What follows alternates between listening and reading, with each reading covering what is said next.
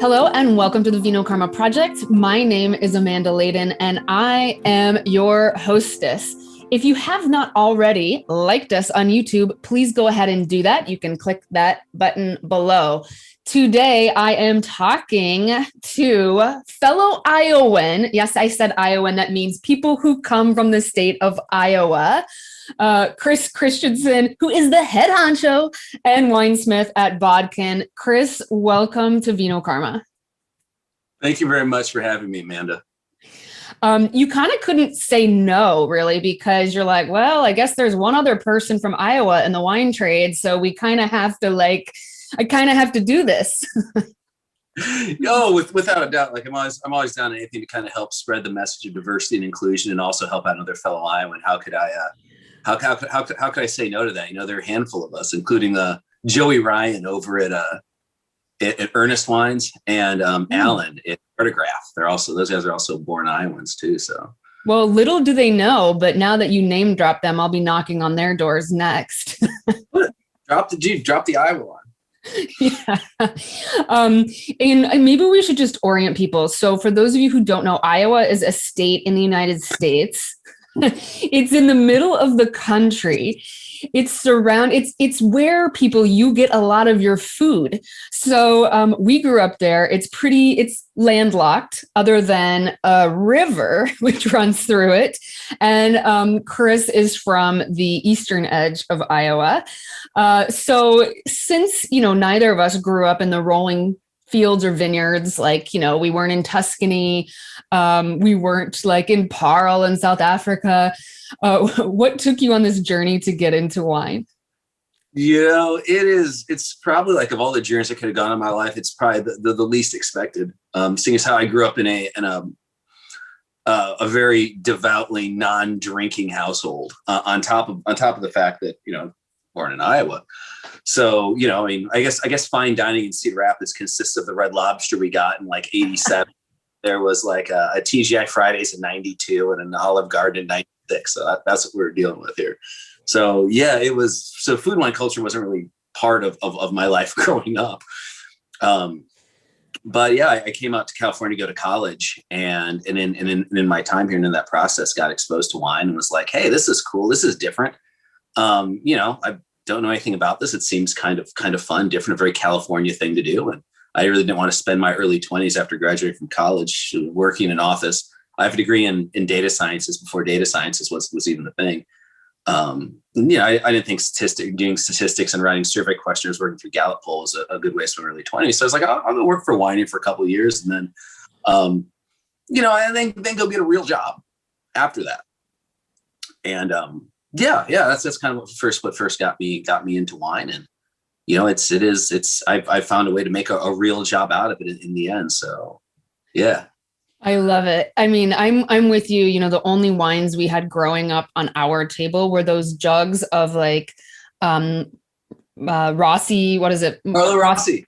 Zinfandel, white Zin, nothing else but the white Zin, and milk. Because of course, as any good Iowan household, when you've got meat on your plate, you're going to pair it with milk.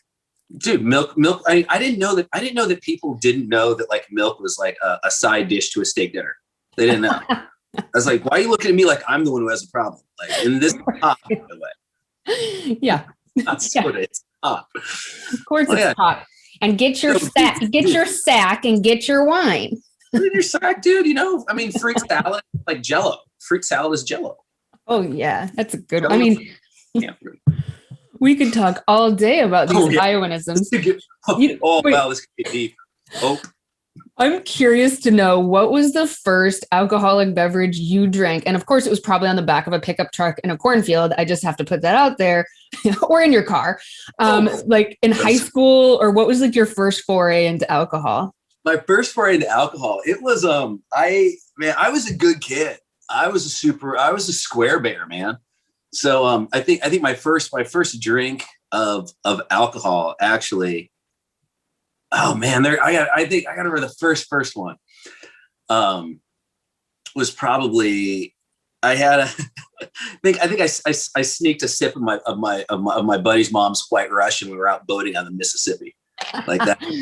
I was probably around probably like 13 years old. And we're like, oh, this tastes so good. Was his mom the dude? I mean, honestly, I talking about the dude, far from it, man. Like my buddy, his mom and dad were like a second set of parents to me, and his dad was far from the dude. He was like a former Marine, like aviator, mechanic. That's what he did. So he was like one of the absolute hardest working, most detail oriented people I've ever met. Tom Okabradsky, man. So that was kind of my first experience there. I think my next experience was like my aunt's husband. He gave me a sip of. He's incredibly British, like painfully British, and I got a sip of. I got a little snifter of sherry when I was about 14 years old. We were doing with my aunt and uncle, just like kind of like slid me one.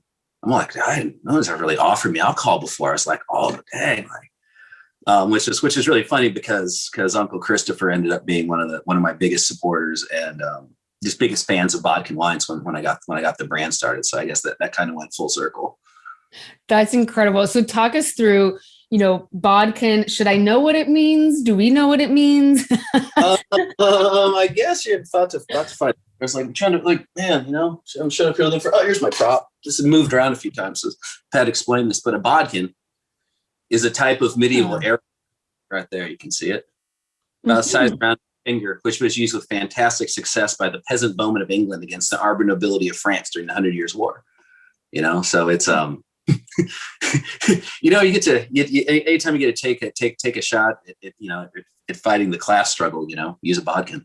So. All right. I guess I'm not really caught up on the 100 Years' War.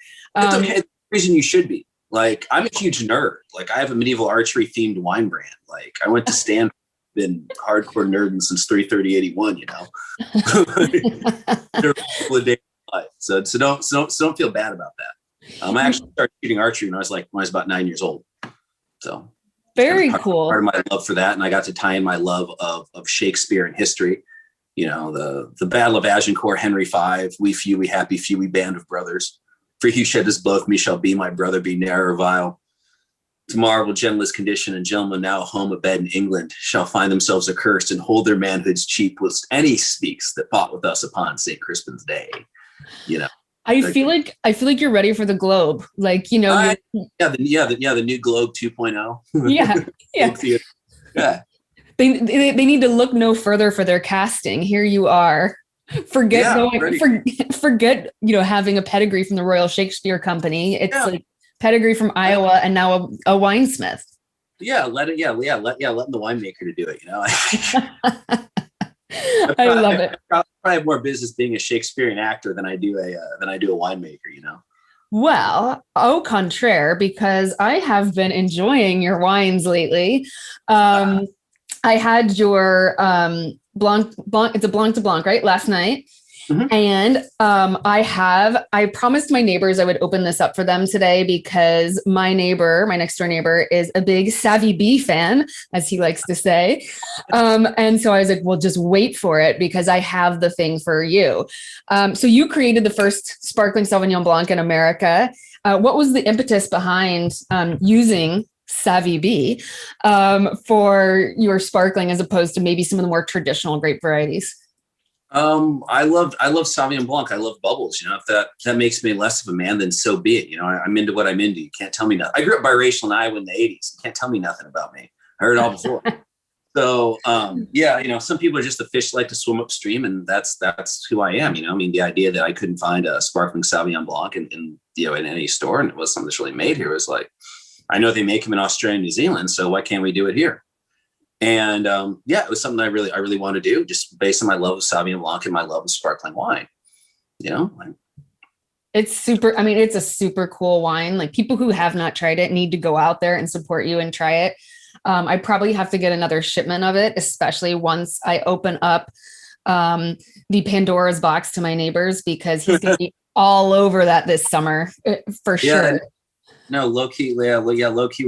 We're like sold out for right now, but hopefully, it's the more is getting bottled in mid-April, so we'll be back. Good to know. Calendar noted. Like I said, I'm a huge nerd. I have no idea what it's like to be popular until now. People kind of feel. if people want to buy my wine, like, ooh. You're like, look at me go. I'm like, oh my God, don't let it go to your head now. Humble.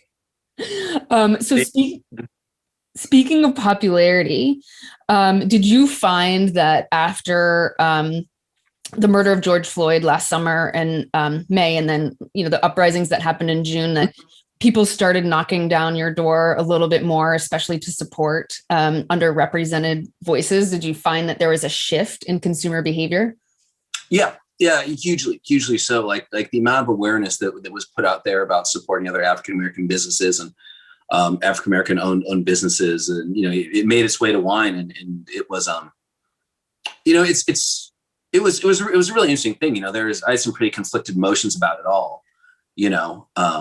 Just kind of the nature of the tragedy and the awareness of much bigger, more pressing issues in our society. And it was like, wow, I kind of felt like I was, in a way profiting off that. It brought a lot of awareness to the brand. We sold a considerable amount of wine at a time where it was very helpful to the business. And it was interesting to see that kind of pickup in sales, particularly like direct to consumer, because that has been a very small part of what Bodkin Wines has done. This has largely been built as a 3-tier brand.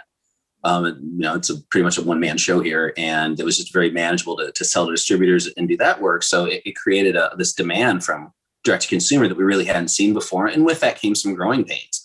So it's like, oh man, like all these orders just started to come in, and it's like, wow, I've got kind of like first world problems here. So definitely were some kind of growing pains with that. But on the overall, it was great to see people really get aware, not about my brand, but all the other African-American wine brands out there. It was a cool thing for me to see, because there were vintners that I wasn't familiar with prior to, June of 2020, which was a really cool thing. And it's allowed me to make some really cool connections with other African-American vintners out there, and, realizing that there are people who are really into what we were doing. And it's also cool because in turn, it's also inspires. I don't think I'm inspirational by any stretch of imagination, but it's been cool to have people reach out to me who are interested in other African-Americans who are interested in starting their own brands, their own labels, and taking on mentorees, which has been a really fantastic thing for me that I've really enjoyed. It has sparked joy in my life. I'll tell you that. So yeah, like not only did it really help, from a business standpoint, but from an awareness standpoint, it's been fantastic for me, because it's opened up doors for me to mentor and help people along the way and give back, kind of give back for some of the success, or some of the, I don't know. I feel like that was my kind of way of atoning for the success we've had. I'm so painfully Midwestern. I'm all like, oh no, we don't deserve this. We're not those who are to be so humble. To be so unhumble, it's been cool to kind of pay that forward and open the door for other people. It's made me feel good about. I think that's I think so great, and I appreciate you sharing that, because I think there's things in this industry. I worked in the trade for many years, and I didn't see a lot of people in certain positions like me, let alone like you. And still to this day, it's kind of ridiculous that we're having these conversations. But it's so important to set the table and create the table you want to have. And part of, what we do here at Vino Karma is creating a table to have courageous conversations, but also move the needle in ways where it needs to be moved. So kudos to you for taking on those mentees, for allowing other people to pave the way, because you've created a space where people can see themselves and can say, he is inspirational to me, and I can go out and do cool shit and create a sparkling Sauvignon Blanc, and I can really like create something that I think is worthwhile. And I think there's a lot of merit to that. So kudos to you. Speaking of that, what else do you think that the industry needs to do in order to start having more representation that really matches the consumers who are buying the wines and buying the spirits and buying the beer? What steps do you think the industry needs to take? I think part of it's like recognizing how diverse wine is. It's this self-fulfilling prophecy almost that wine is only for a subsect of classes in America. So as an industry, it's a whole, it's like recognizing, accepting, encouraging drinkers of atypical backgrounds or people outside the mold that we think drink wine. Like it's actually drilling into it and looking at the numbers of who's buying what. I think that's going to be a really important thing, like in the broader sense. But until then, it's in particular now that we're like thinking about opening up again, and tasting rooms and people coming back to wine country in particular, I think it's really important for wineries to make people of color or people who are not typical wine drinkers in general feel welcome I think that's the most important thing, is being like, yes, like we have a place here, people of color are welcome. Feeling welcome is so important, because it's difficult being a person of color in a room, like, kind of the way that my life is unfolded. It's something I personally am very used to, being a person of color, being the only like 10-year-old kid of color at like a target, an archery target shooting competition when I was a kid, like situations like that. Wait, are you saying Iowa is not that diverse? It's more diverse now than when I was growing up. Actually, no, they're actually by percentage, they're more Latinos than African Americans in Iowa now.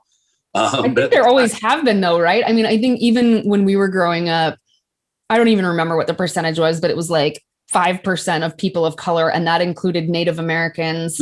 About 2.5% of Iowa's African American. And I mean, you're from Des Moines, so you saw it, maybe a little bit differently than I did, but like, there actually are more African Americans in Lynn County, Iowa, where I grew up, than there are in Sonoma, California, and it has half the population. Lynn County does. So, I think that's a big thing. It's like inclusion, the way we focus the message, the way that wine is advertised, the way wine's talked about.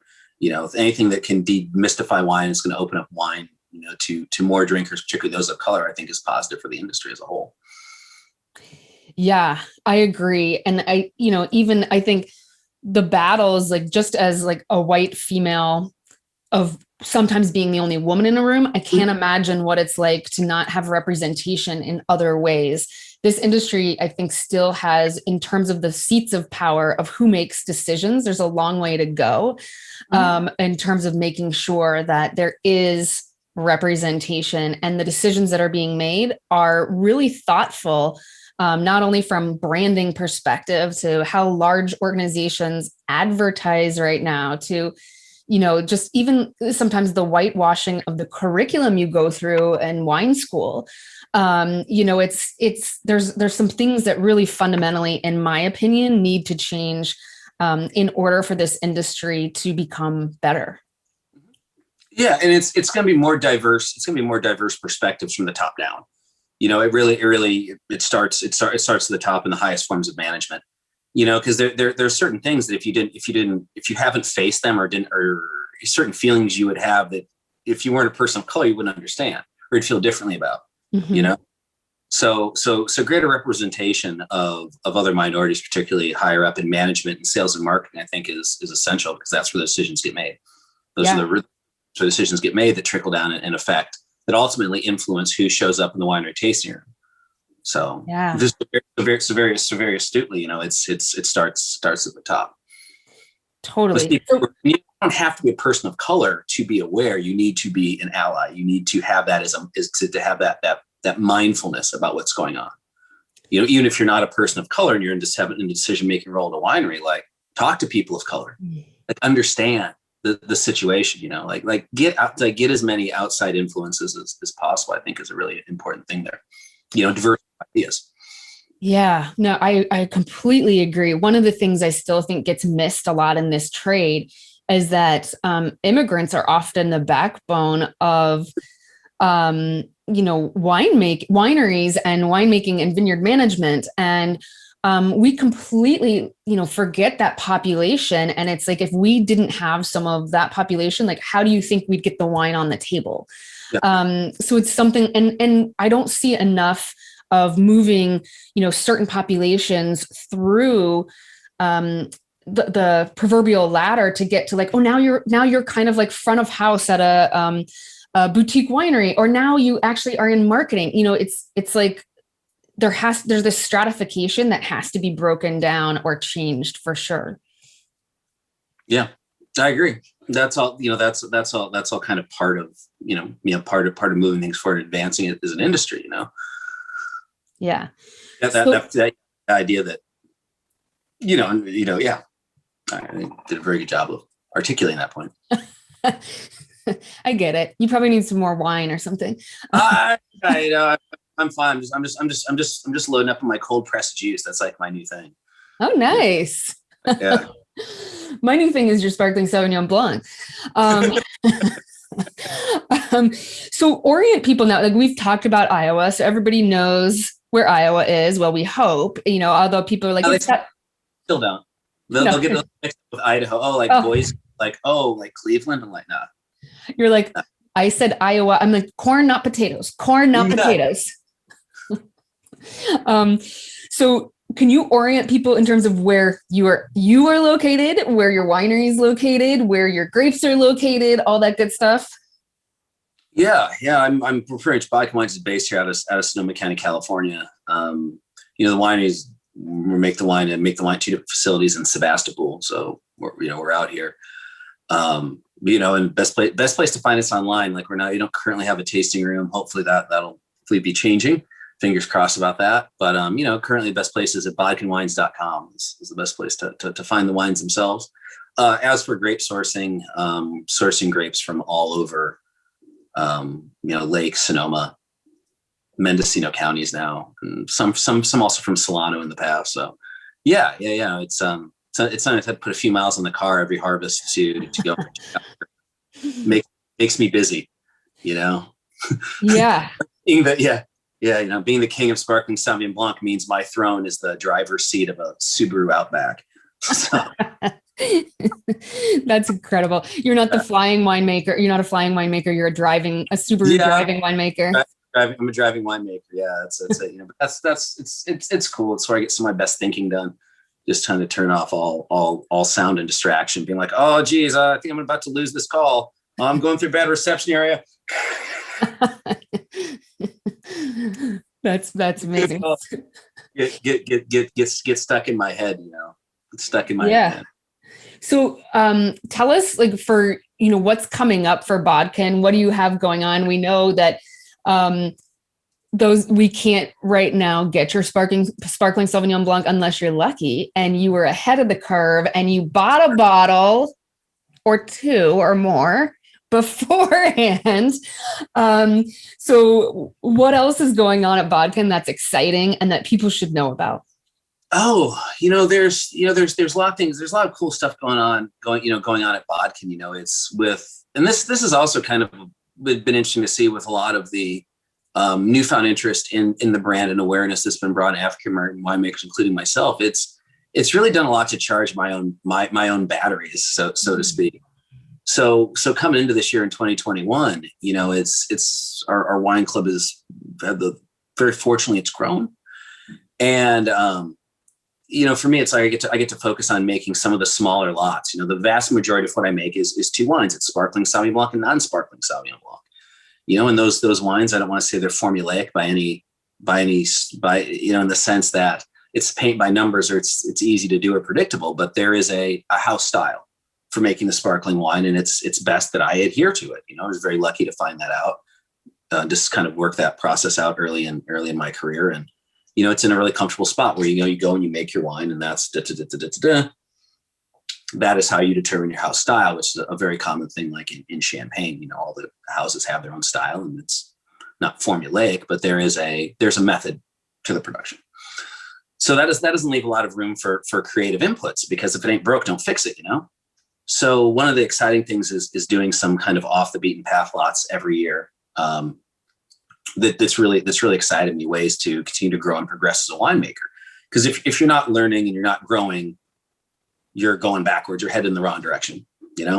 So I've always liked to bring in a couple tons of grapes that I've never made before, and do those. In the past, it's been Muscat Canelli and Gewürztraminer, Pinot Gris, barrel fermented Chardonnay, stainless steel Chardonnay, Pinot Blanc, Pinot Gris, like skin fermented Sauv Blanc. And these kind of smaller Verdello Albarino.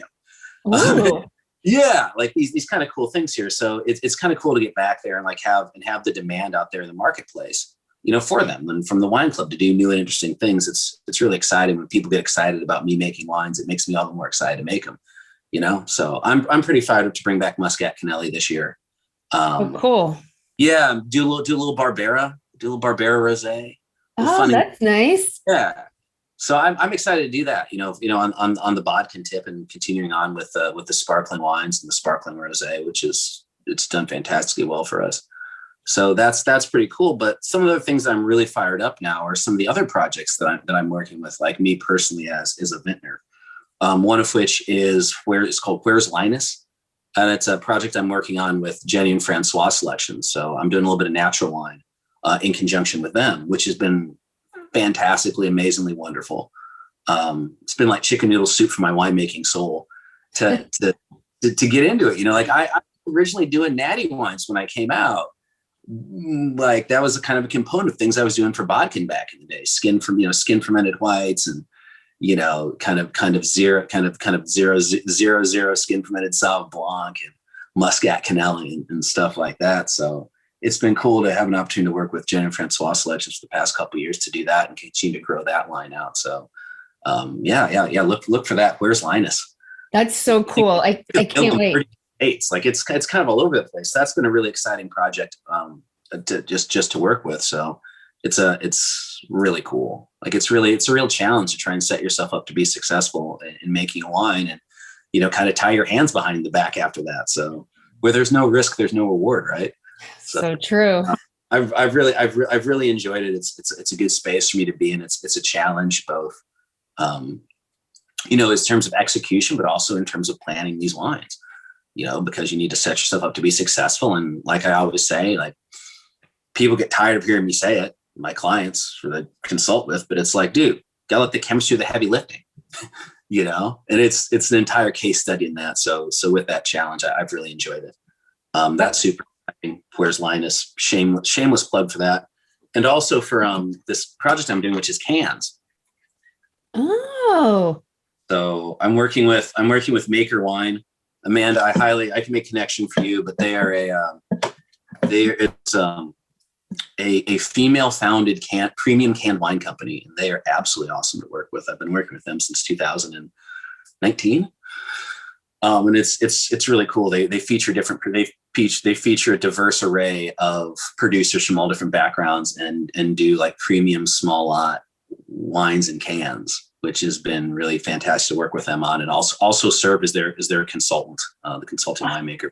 I love it. That is so cool. It's like, I joke with people, I'm like, it only took the wine industry hundreds of years to like innovate and put wine in cans. That is so cool. Oh my God. Sparkling Sauv Blanc in a can. So if you want to get Sparkling Sauv Blanc, like Maker has cans, makerwine.com. Okay. Like they have cans of that. They have cans of the rosé. Like while I'm sold out, like I want people to be drinking it. So yeah. Sparkling SB. That's so cool. Portable. I love it. That is so cool. You know what I'm going to do? I'm actually going to pop your Sparkling Sauvignon Blanc right now. And I have a couple other questions for you. Hang on. Yeah. I like that noise. I know I'm not supposed to do that. Isn't that like your favorite noise in the world? Yeah, low key that. Yeah, totally. Totally. That and honey. I'm sorry, you were right. I don't hear that very often. But no. I'm sure you don't, because why would you? Why would I? I'm not right. Okay, you want to talk folks through this incredible Sparkling Sauvignon Blanc, or should we just like leave it a mystery and people are going to have to go out and get it for themselves? I'm not. Yeah, I mean, I'll kind of give them a preview. It's all the best parts of Sauvignon Blanc and bubbles together in the same glass. If you're expecting cat pee backed by 9 grams per liter of carbon dioxide, this is not it. No, it is not it. I wanted to go with a wine that was very pretty, very drinkable, very enjoyable. Before I had kids, I lived a very brunch centric lifestyle. Like I was into brunching before that was a thing. Before like, hey, let's go wait for 4 hours at Greystone. Before that was a thing, like I was brunching.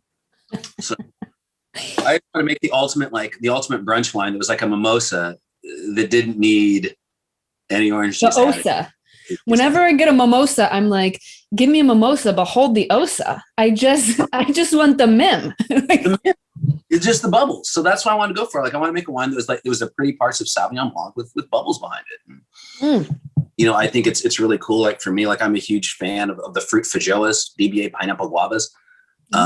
This wine really has that marked note to it with like lemon lime and these really high tones. It's not sweet.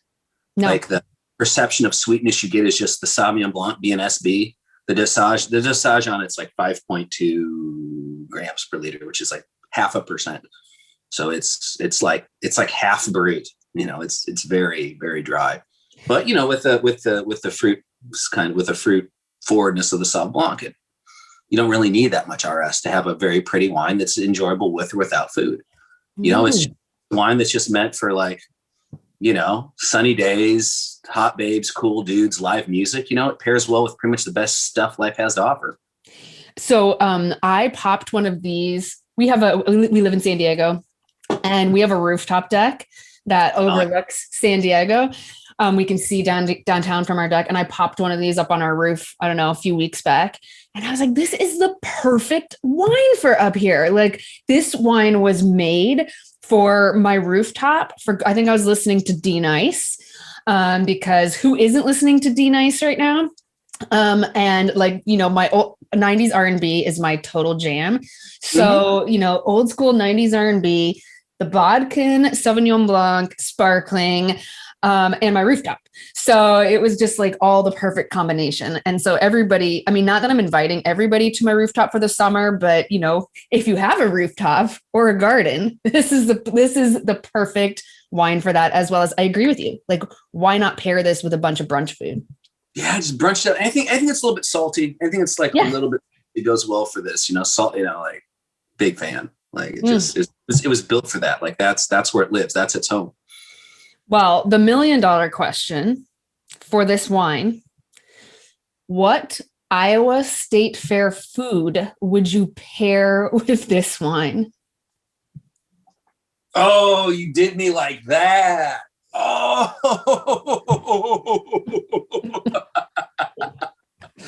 dude, there's part of me that wants to say like fresh funnel cake. It says like fresh funnel cake without the powdered sugar on it, because it doesn't need the sweetness, but there's that element of like fried buttery savoriness that kind of goes with that. That's good. But the onion rings are also like are going to be a pretty strong contest, along with fried pickles that you'll find, because they kind of has that saltiness and that salinity, just gets the fruit to pop, just like it just like wraps up to level 11. Like I'd say like, I don't know. I haven't been to the Iowa State Fair in a minute, but if they had truffle fries or garlic fries, like that's kind of the way to go. Oh, that would be cool. I also like non-medical doctor, like supported pairing is truffle fries. Yeah. I think, you pour yourself a glass and you go see the butter cow. Yeah, that in the state's biggest catfish. Yeah. Oh yeah. Yeah, you definitely don't want to hit the silly silo after that one, though. You definitely do not. Dude, silly silos and sparkling wine don't mix. Like you're giving your stomach the business.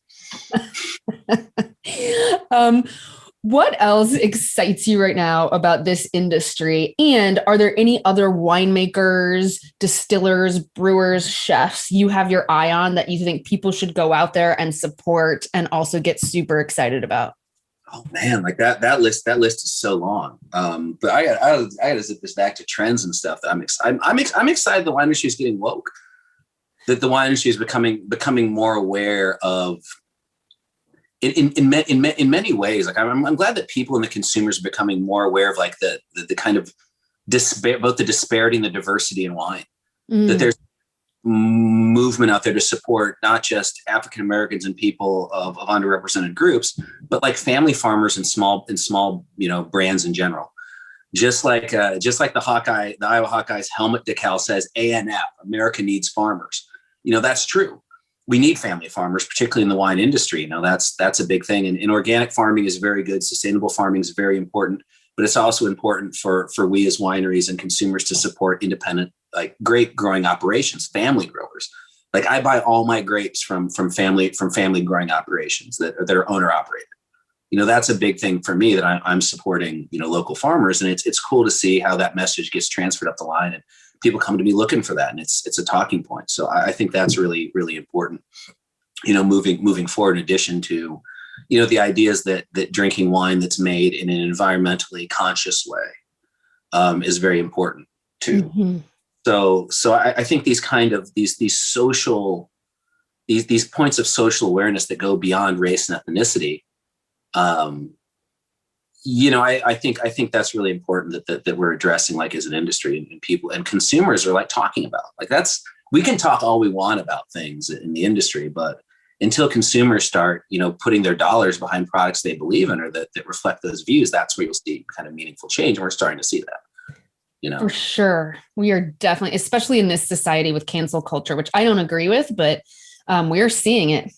Yeah. I think the awareness, that it's out there. I think it's important stuff.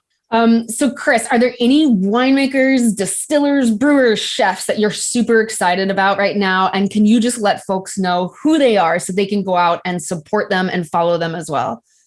Yeah. I've like over my time, I've had an opportunity to like really work with some really cool people and kind of been in the scene and got to see some cool things that get me fired up. I'm really excited by what's going on in the world of canned wine. That's super, super exciting stuff, and it's like Maker, who I mentioned before, but also Weston Wilder. They're really cool in what they're doing. They're doing premium canned wine and giving back to the planet, which is doing 1% for the planet, which is a pretty cool thing. I wouldn't be able to do this without talking about Medlock Ames Winery, who's been like fully organic since 2006. Like they were doing organic farming out there before it was cool. So Medlock Ames, check them out. I've spent 7 years of my career there, and they're seven best years of my time in wine as far as I developed my love of Sauvignon Blanc. So big shout out to Medlock Ames Winery. Wine is so much bigger than just in California. So I'd have to give a shout out to Cherami Wines. Cherami Law, she's an up and coming winemaker, business mogul, just a really wonderful soul. She's up and coming, very nice African American gal. Her and her husband Todd, they're a mixed race couple, so like I have so much love for them too. Just even outside the context of that, they're doing great things in wine in Texas. So check that out. Cherami Wines, Cherami Law, fantastic. Great folks to be working with. Great folks to know. I love what she's doing for the industry as a whole, and also the wine industry in Texas, which is really on the come up. So that's worth checking out. And I always have to give a shout out here to one of my good friends and mentors. I don't know where I'd be in the industry without this guy, but Chris Rusi.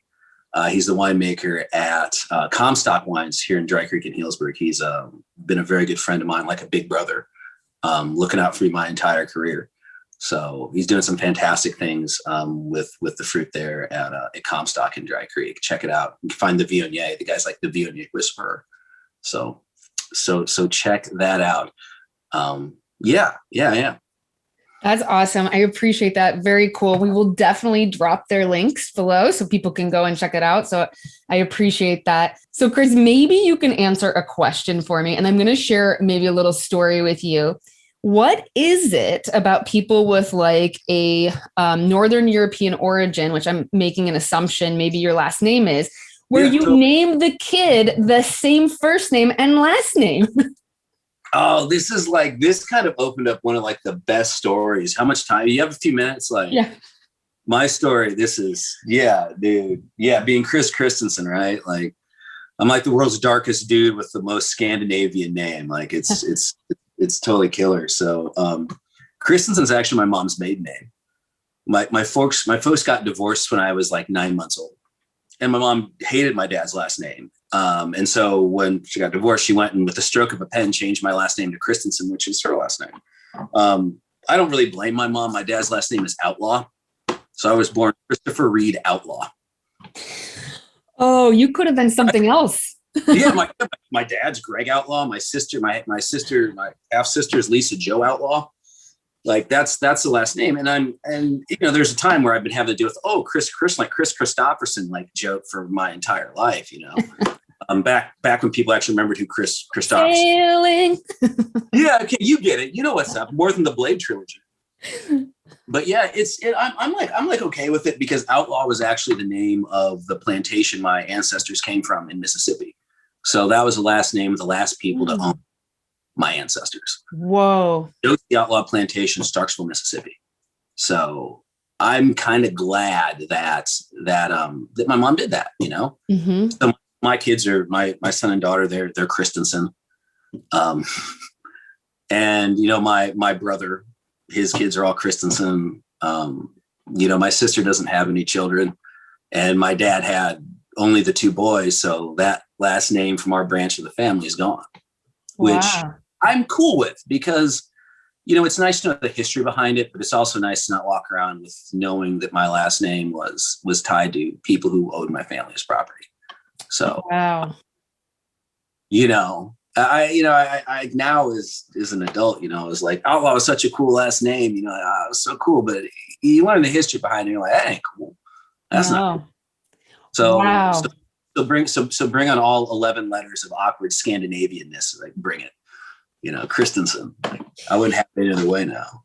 That is like such a powerful story too, and speaks to kind of such the time in terms of identity and how people are identifying in America and the roots of our, pretty bad history here in this country. So it's, wow, that is a powerful story. Yeah, it gets even crazier, like the wine tie into it. So my folks got divorced when I was really young, and my dad was not a part of my life growing up. Mm-hmm. When I was 12, 13 years old. And I think last time I talked to him, I was like 16 years old. Talked to him once when I was 16. And I didn't talk to him again until I was 33. Wow.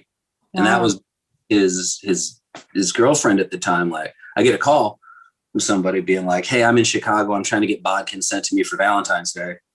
And it's like, oh, wow. I'm like, okay, yeah, I can do this. It's like the 10th. I was like, I think I get some overnight options going. Like, we can do this. Like, no problem. You pay a little bit more, but it'll get there on time. I'm like, well, how'd you come to hear about Bodkin? It's kind of random. Like, this is my second year. And she goes, well, I'm a friend of your father's. And I'm like, wait, what? She's like, yeah, I'm a friend of your father's. And I was like, well, kind of those moments like totally caught me off guard. I was like, well, if you see him, let him know I got nothing but love for him. Give me a call if you want. I hadn't talked to my dad in 16, 17 years at the time. And she said, well, I'll see him on Sunday. I'll pass that on. And you get a call back from her. She said, I talked to your dad. Your number. He's going to call you tomorrow. And I'm like, all right. And that was pretty cool, because I've been really good friends. Like, I've been able to, my dad and I have been close ever since. It's like 7-8 years ago. Wow. So, yeah. That's incredible. So in this way that like wine, like brought me back in contact with my father, like Bodkin wines, that's like the greatest thing it could have ever done for me.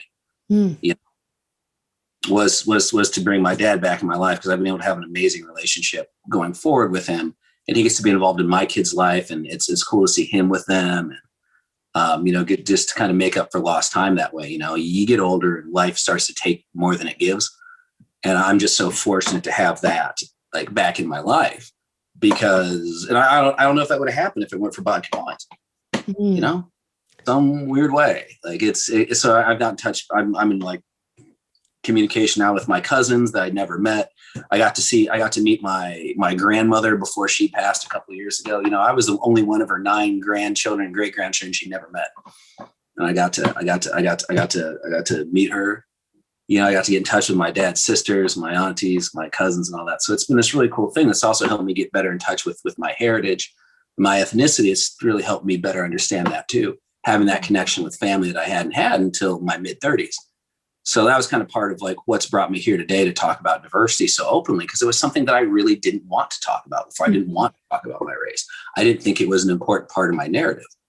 It was something I was about, honestly, to be brutally honest. But like over the time that I've gotten in touch and, been showered with love from my African-American family, got to know them, I've gotten much more comfortable in my own skin with my own race and understanding that I am a part of the Black community. And yeah, my upbringing is different than a lot of people's. I sound differently than a lot of people. My last name, my whole name is not very Black, but that is less Black than me, meaning less African American.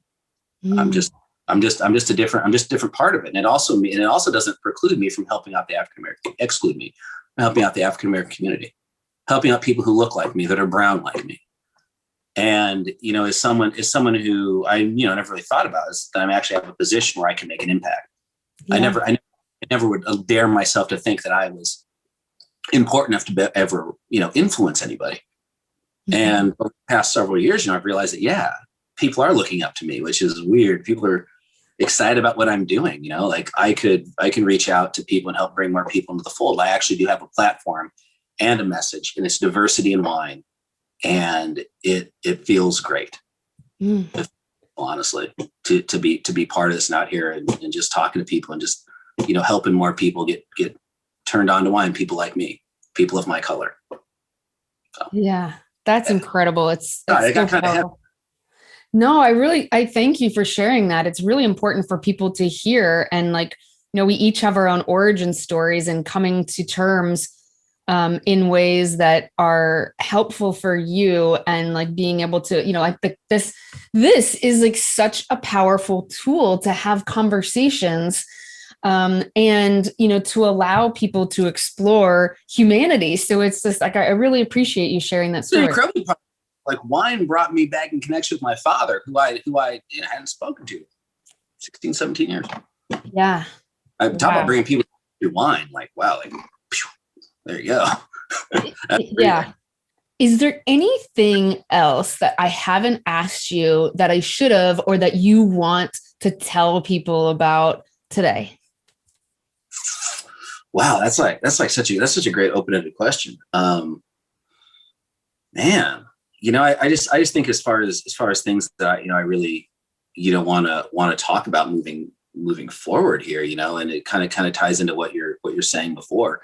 It's just, you know, having an opportunity here to kind of talk about, you know, diversity, you know, in the industry, and how important that is. And even as diversity in its many forms, I think is something that needs to be addressed. I think you touched on some of this earlier. You know, things that I'm particularly aware of and interested in is, you know, seeing more African Americans represented, not just as wine drinkers, but actually in production. You know, that's something that really resonates with me, especially given like the historical link between the agricultural community and a number of historically HBCUs, you know, historically Black college universities, you know, that were founded as trade schools, and, you know, that have their background in agriculture, you know, like building linkages between those colleges and you know, the California grape industry, like halfway across the country from many of them. I think that's an important thing moving forward. It's like something that I'm personally focused on, is finding new ways to get involved with the African American Vintners Association to, you know, really campaign and appeal to graduates from historically Black college universities and people who have interest in agriculture, and even the degrees in biology and plant sciences and crop science, to get involved in wine.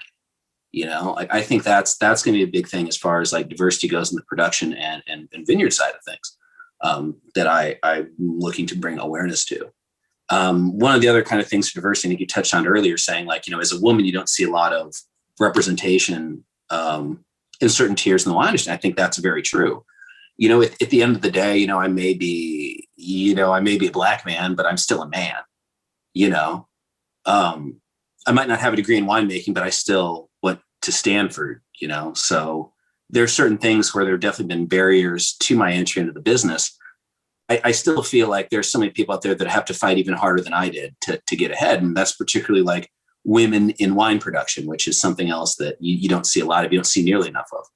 And it's difficult kind of as the way the industry is set up. And many of the entry level jobs are very, you know, women are shied away from because it's very physical work. And I think that's a shame, you know. So really looking at ways of seeing more women involved in the actual production in winemaking, I think is really important for us to grow as an industry, you know, because it's some of the things that I've had, you know, have come across and encountered in the industry, like pale in comparison, because I'm a guy compared to a number of like challenges and adversities that I've seen befall and have found out about from other women involved in wine production. And it's pretty, I think that's going to be a big thing moving forward as an industry that we need to look at, is looking at women in general and roles. Yeah.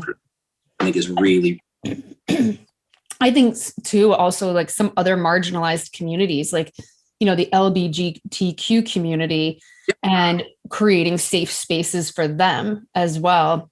Because once we have, you know, I think sometimes people look at this as like a zero-sum game, which is if this person moves ahead, then what about me? But that's not the truth. The truth is, if we help all of these marginalized communities get forward, we all win. And everybody benefits. So, you know, really looking at it like that too. It's breaking down some of these, like, you know, these, I would say, prejudices or maybe not taboos, you know, we have, or these kind of preconceived notions we have about people of different classes, whether or not they'd be able to do their jobs.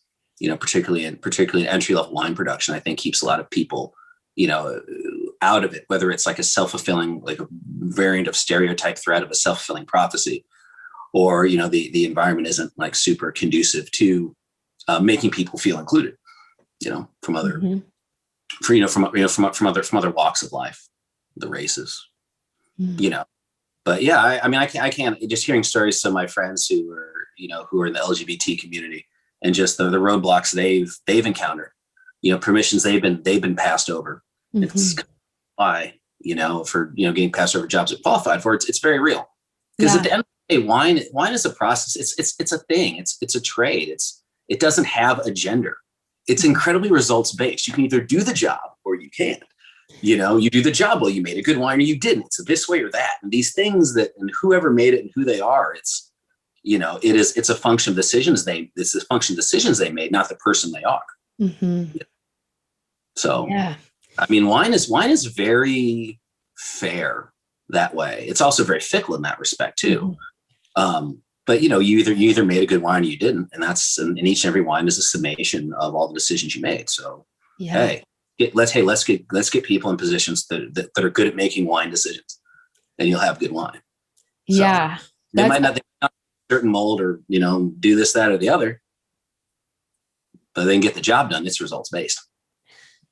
Yeah, such great points. I think one of the reasons I love wine so much is because you have people like you with such interesting stories, and as you said, like nerdiness or geekiness, which is like, wine is such a geeky, and I mean that in the best way. Like, I'm a self-identified nerd.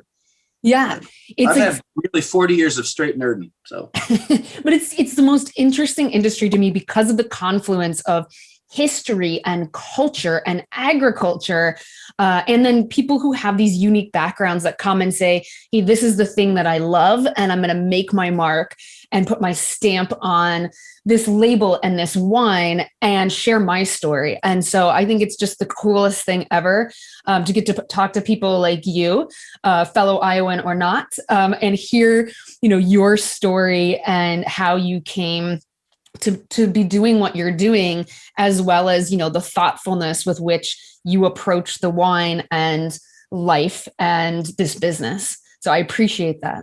Yeah. No, it's cool. It's, you know, you really hit the nail on the head. You know, wine is super interdisciplinary. You know, back in the day in 1998, I was like all state in chemistry. So I was one of the state qualifiers for the chemistry Olympiad test, right?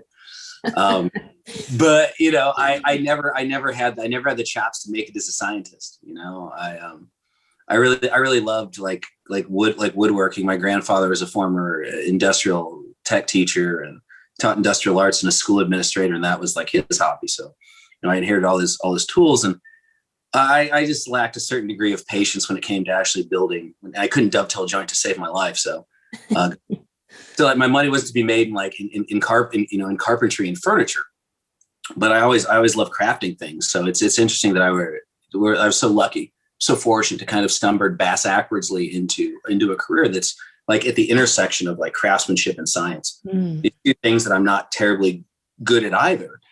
I found if their point of intersection is something that I've been able to, have a pretty good go at, have a decent career at doing, and have had some success with. So, it's these two things that kind of seem to be kind of random and diametrically opposed to a certain degree, art versus science.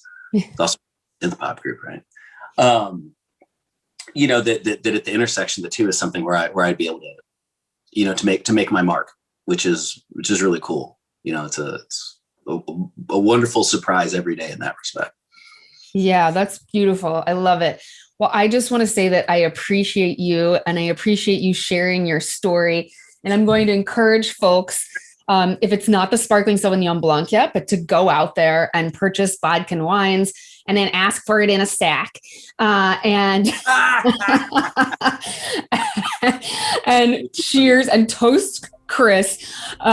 What we say here at Vino Karma is thank you very much and cheers, and continue to go out there and create change one sip at a time. Thanks so much.